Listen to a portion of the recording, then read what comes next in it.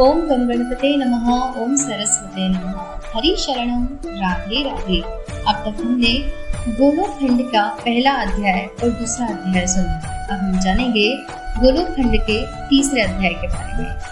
भगवान श्री कृष्ण के शिव विग्रह में श्री विष्णु आदि का प्रवेश, देवताओं द्वारा भगवान की स्तुति, भगवान का अवतार लेने का निश्चय और श्री राधा की चिंता और भगवान का उन्हें सांत्वना प्रदान।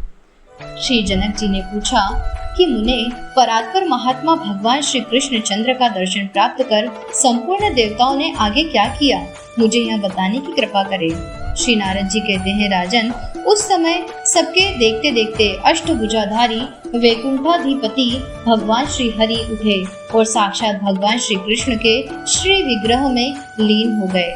उसी समय कोटि सूर्यों के समान तेजस्वी, प्रचंड पराक्रमी, पूर्ण स्वरूप भगवान नरसिंह जी पधारे और भगवान श्री कृष्ण के तेज में वे भी समा गए। इसके बाद सहस्त्र भुजाओं से सुशोभित श्वेत द्वीप के स्वामी विराट पुरुष, जिनके शुभ्र रथ में सफेद रंग के लाख घोड़े जुटे हुए थे, उस रथ पर आरूढ़ होकर वहां आए। उनके साथ श्री लक्ष्मी जी भी थी। वे अनेक प्रकार के अपने आयुधों से संपन्न थे। पार्षद गण चारों ओर से उनकी सेवा में उपस्थित थे। वे भगवान भी उसी समय श्री कृष्ण के श्री विग्रह में सहसा प्रविष्ट हो गए।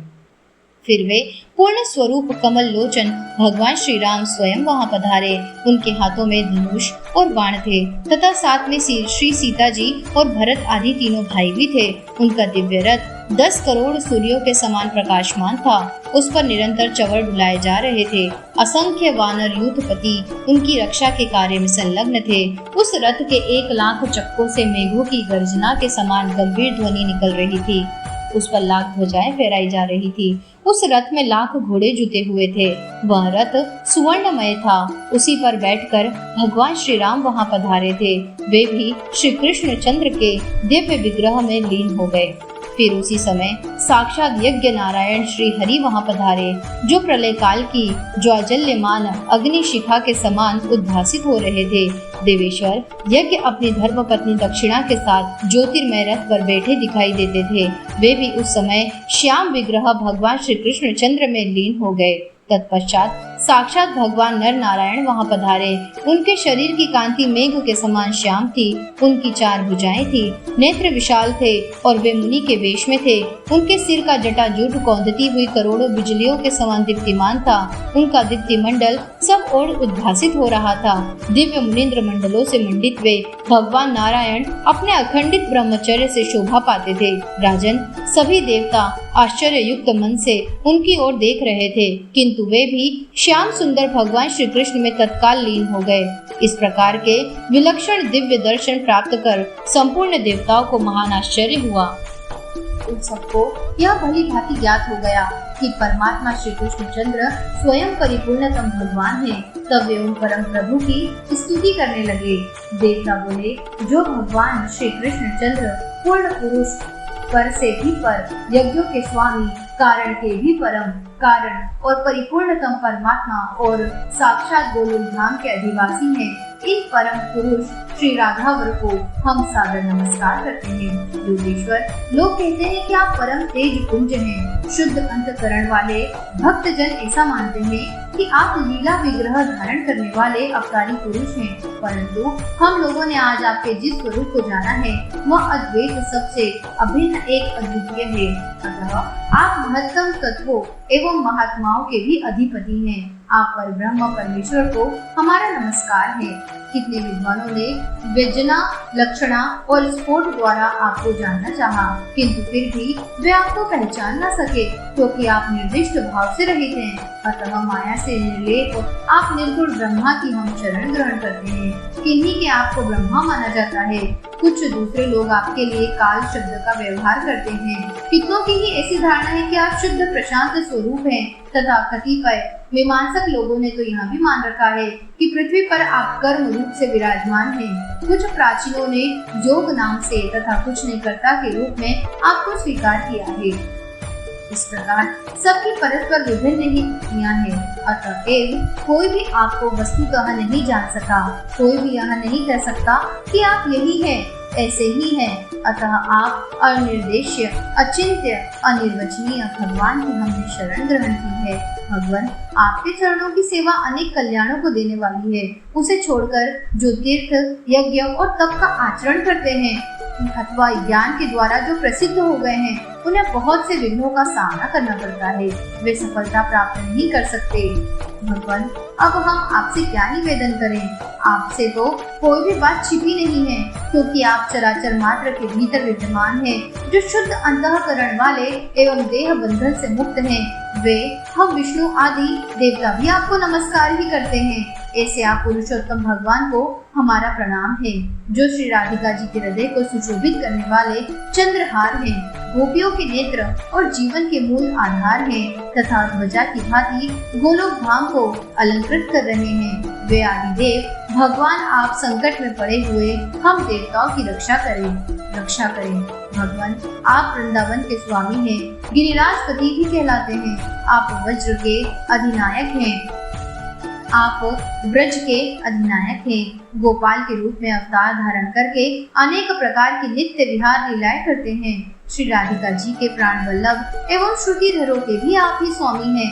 आप ही गोवर्धनधारी हैं। अब आप धर्म के भार को धारण करने वाली इस पृथ्वी का उद्धार करने की कृपा करें।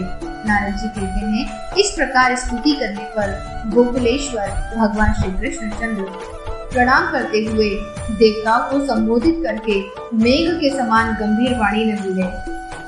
श्री कृष्ण भगवान ने कहा कि ब्रह्मा, शंकर एवं अन्य देवताओं, तुम सब मेरी बात सुनो।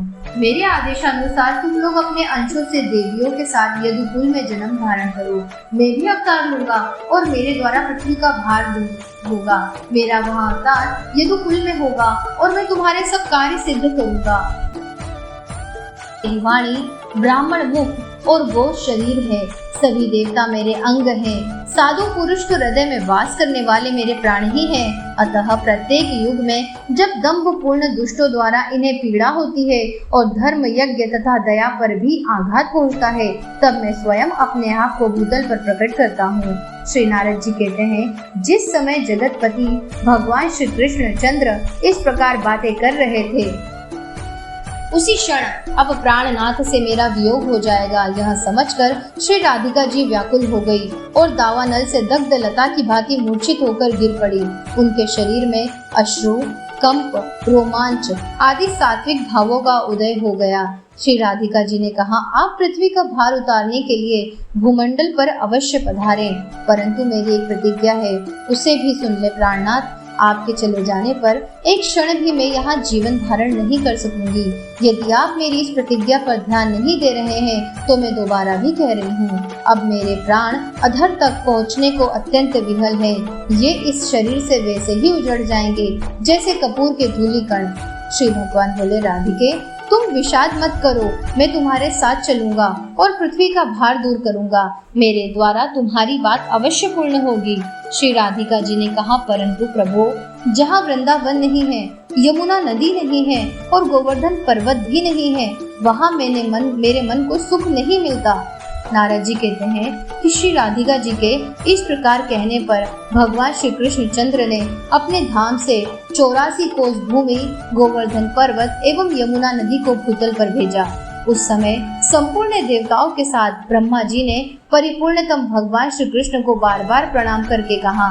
श्री ब्रह्मा जी ने पूछा, भगवान, मेरे लिए कौन स्थान होगा? आप कहाँ पधारेंगे तथा ये संपूर्ण देवता किन ग्रहों में रहेंगे और किन किन नामों से इनकी प्रसिद्धि होगी? श्री भगवान ने कहा कि मैं स्वयं वसुदेव और देवकी के यहाँ प्रकट होऊंगा।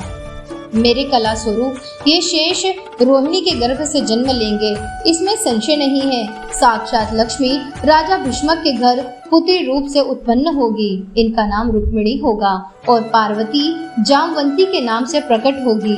यज्ञ पुरुष की पत्नी दक्षिणा देवी वहाँ लक्ष्मणा नाम से धारण करेंगी। यहाँ जो विरजन नाम की नदी है वही कालिंदी नाम से विख्यात होगी। भगवती लज्जा का नाम भद्रा होगा और समस्त पापों का प्रशमन करने वाली गंगा मित्रविंदा का नाम धारण करेंगी। जो इस समय कामदेव है वे ही रुक्मिणी के गर्भ से प्रद्युम्न रूप से उत्पन्न होंगे। प्रद्युम्न के घर तुम्हारा अवतार होगा, उस समय तुम्हें अनिरुद्ध कहा जाएगा, इसमें कुछ भी संदेह नहीं है। ये वसु जो द्रोण के नाम से प्रसिद्ध है, ब्रज में नंद और स्वयं इनकी प्राणप्रिया धरा देवी यशोदा नाम धारण करेगी, सुचंद्र वृषभानु बनेंगे तथा इनकी सहधर्मिणी कलावती धराधाम पर कीर्ति के नाम से प्रसिद्ध होगी। फिर उन्हीं के यहाँ इन श्री राधिका जी का प्राकट्य होगा। मैं ब्रजमंडल में गोपियों के साथ सदा रास विहार करूंगा। इस प्रकार श्री गर्ग संहिता में गोलोकखंड के अंतर्गत श्री नारद बहुलाश्व संवाद में भूतल पर अवतीर्ण होने के उद्भव का वर्णन नामक तीसरा अध्याय संपूर्ण हुआ।